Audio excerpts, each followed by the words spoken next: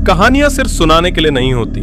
कुछ कहानियां आपको सोचने पर मजबूर कर देती हैं और कुछ आपको रातों की नींद छीन लेती हैं। स्वागत है आपका डार्क देसी टेल्स में। मैं हूं बिमलेंद्र मिश्रा और मैं लाया हूं आपके लिए भारत की सबसे डरावनी, रहस्यमयी और सच्ची कहानियां। आज मैं लेकर आया हूं एक ऐसी कहानी जिसमें सीढ़ियां सिर्फ ऊपर नहीं जाती, वो तुम्हें ले जाती हैं मौत के और करीब। पेश है अंतिम सीढ़ी।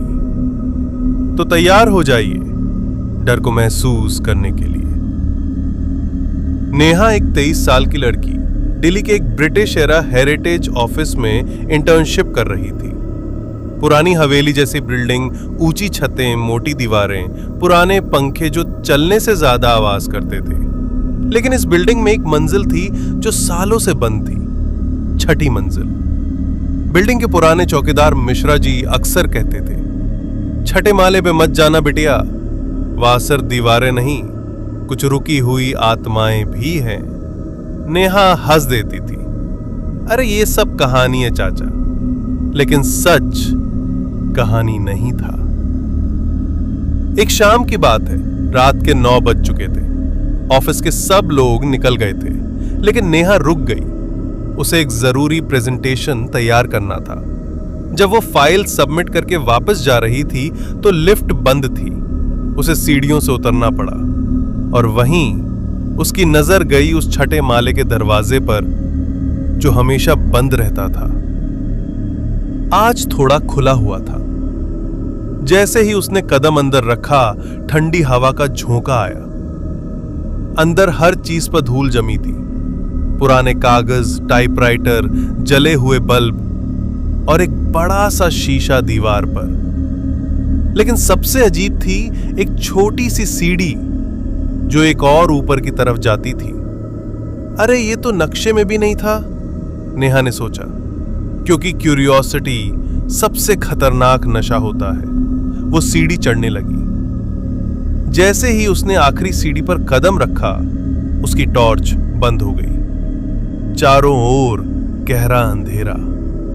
नेहा ने जल्दी से फोन निकाला, फ्लैशलाइट ऑन की। उसके सामने वही पुराना शीशा था, लेकिन इस बार शीशे में उसके पीछे कोई खड़ा था।